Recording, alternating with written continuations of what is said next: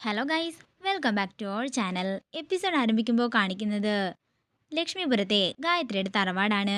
അതെന്താ പാർവതി, നീ അമ്മയുടെ പേര് ആ കുട്ടിക്ക് ഇടാഞ്ഞതെന്ന് വിശാല് ചോദിക്കുമ്പോൾ പാറു പറയുകയാണ്, അതിനൊരു കാരണമുണ്ട്.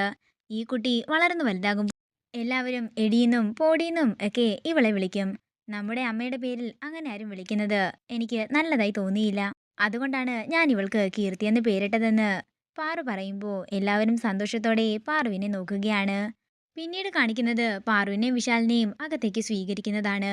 അവര് അകത്തേക്ക് കയറാൻ ഒരുങ്ങുമ്പോൾ ഒരാൾ പറയുകയാണ്, കയറുന്നതിന് മുമ്പ് ഒരു ചെറിയ ചടങ്ങുണ്ട്. നിങ്ങളുടെ രണ്ടുപേരുടെയും കൈപ്പത്തി മഞ്ഞളിൽ മുക്കി ഒരു വെള്ള തുണിയിൽ പതിപ്പിക്കണം. ഇവിടെ വിവാഹം കഴിഞ്ഞു വരുന്ന എല്ലാ ദമ്പതികളെയും കൊണ്ട് ഇങ്ങനെ ചെയ്യിക്കാറുണ്ട്. ഗോപി സാറിന് ഓർമ്മയില്ലേ എന്ന് അയാൾ ചോദിക്കുമ്പോൾ ഓർമ്മയുണ്ടെന്നും എന്റെയും ഗായത്രിയുടെ കൈരേഖ പതിച്ച തുണി ഞങ്ങൾ ഫ്രെയിം ചെയ്ത് വെച്ചിട്ടുണ്ടായിരുന്നു. അത് ഇവിടെ എവിടെയെങ്കിലും ഉണ്ടാകുമെന്നും ഗോപിനാഥ് പറയുന്നു. ഇത് കേൾക്കുന്ന പാറുവും വിശാലും പരസ്പരം നോക്കുമ്പോൾ ഇത് കണ്ട് ഞെട്ടലോടെ നിൽക്കുകയാണ് പ്രഭാവതി. തുടർന്ന് പാറുവും വിശാലും അകത്തേക്ക് കയറുമ്പോൾ ഗായത്രിയുടെ ഫോട്ടോയ്ക്ക് മുന്നിൽ വിളക്ക് തെളിയിക്കുകയാണ് പാറു. അപ്പോഴാണ് പുറകിലുള്ള കണ്ണാടിയിൽ കൂടി അവർ രണ്ടുപേരും കൈരേഖകൾ പതിപ്പിച്ച മഞ്ഞളിന്റെ തുണി പാറു കാണുന്നത്. ഇത് കാണുന്ന പാറു എന്തൊക്കെയോ മനസ്സിൽ ആലോചിക്കുകയാണ്. അതേസമയം ഇത് കാണുന്ന പ്രഭാവതി മനസ്സിൽ പറയുകയാണ്, ഇവളുടെ കയ്യിൽ അത് കിട്ടുന്നതിന് മുമ്പ് ഏത് വിധേനയും അത് കണ്ടെത്തി നശിപ്പിക്കണം. പിന്നീട് കാണിക്കുന്നത് പാറുവിനെയാണ്.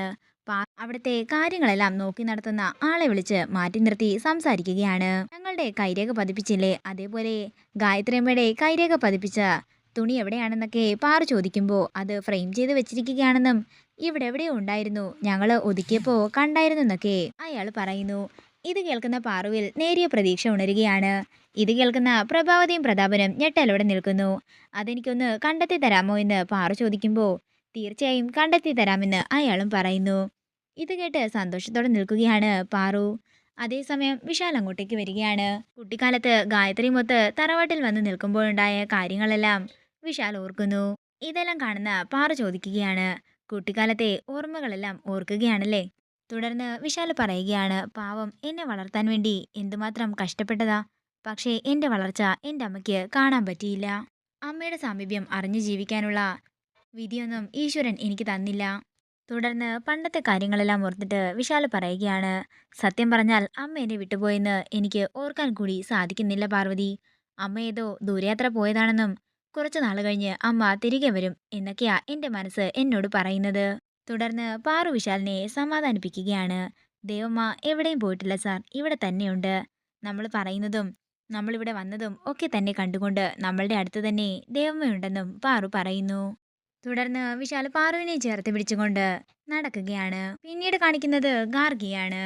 പഴയ ഫോട്ടോകളെല്ലാം വെച്ചിരിക്കുന്നത് കണ്ടിട്ട് ഗാർഗി അങ്ങോട്ടേക്ക് ചെന്ന് ഫോട്ടോയെല്ലാം എടുത്തു നോക്കുകയാണ്. ഇത് കാണുന്ന പ്രതാപൻ സംശയത്തോടെ ഗാർഗിയുടെ പിന്നാലെ ചെല്ലുന്നു. അല്ല, നീ ഇവിടെ എന്തെടുക്കുകയാണെന്ന് പ്രതാപൻ ചോദിക്കുമ്പോൾ പഴയ ഫോട്ടോസ് എല്ലാം നോക്കുകയായിരുന്നെന്ന് ഗാർഗി പറയുന്നു. ഇനി ഒരുപക്ഷെ ഇതിൻ്റെ ഒപ്പം ആ ഗായത്രി ദേവിയുടെ കൈരേഖയോ അല്ലെങ്കിൽ വിരലടയാളമോ എന്തെങ്കിലും കാണുമോ എന്ന് പറഞ്ഞുകൊണ്ട് പ്രതാപൻ അവിടെയുള്ളൊരു പെട്ടി തുറന്ന് നോക്കുന്നുണ്ടെങ്കിലും അതിൽ ഒന്നും കാണുന്നില്ല. അതിൻ്റെ അകത്തൊക്കെ വല്ല പാമ്പും കാണുമെന്ന് പറഞ്ഞ് പ്രതാപൻ പോകുമ്പോൾ ഗായത്രിയുടെ ഒരു ഫോട്ടോയിലേക്ക് നോക്കിക്കൊണ്ട് ഗാർഗിയും അവിടെ നിന്ന് പോകുന്നു. പിന്നീട് കാണിക്കുന്നത് വിശാലിനെയും പാർവിനെയുമാണ്. വിശാൽ സാർ, നമുക്ക് ദേവമ്മയുടെ കൈരേഖ ഒക്കെ തിരയണ്ടേ എന്ന് പാറു ചോദിക്കുമ്പോൾ വേണമെന്ന് പറഞ്ഞ് അവിടെയുള്ളൊരു പെട്ടിയിലെ കുറേ പേപ്പറുകളിലെല്ലാം നോക്കുകയാണ്. എന്നാൽ അതിലൊന്നും കണ്ടെത്താൻ സാധിക്കുന്നില്ല. തുടർന്ന് വിശാൽ വിഷമത്തോടെ മാറി നിൽക്കുമ്പോൾ പാറു പറയുകയാണ്, വിശാൽ സാർ വിഷമിക്കാതെ, ഇനിയും നമ്മൾ തേടാത്ത പല സ്ഥലങ്ങളും ഇവിടെയുണ്ടല്ലോ, നമുക്ക് എന്താണെങ്കിലും അത് കിട്ടാതിരിക്കില്ല. ഇതൊക്കെ കേൾക്കുന്ന പ്രതാപൻ ദേഷ്യത്തോടെ അവരെ നോക്കി നിൽക്കുകയാണ്. ഇതോടുകൂടി ഇന്നത്തെ എപ്പിസോഡ് ഇവിടെ തീരുകയാണ്. വീഡിയോ ഇഷ്ടമായെങ്കിൽ മറക്കാതെ ലൈക്ക് ചെയ്യുക, ഷെയർ ചെയ്യുക, കമൻറ്റ് ചെയ്യുക.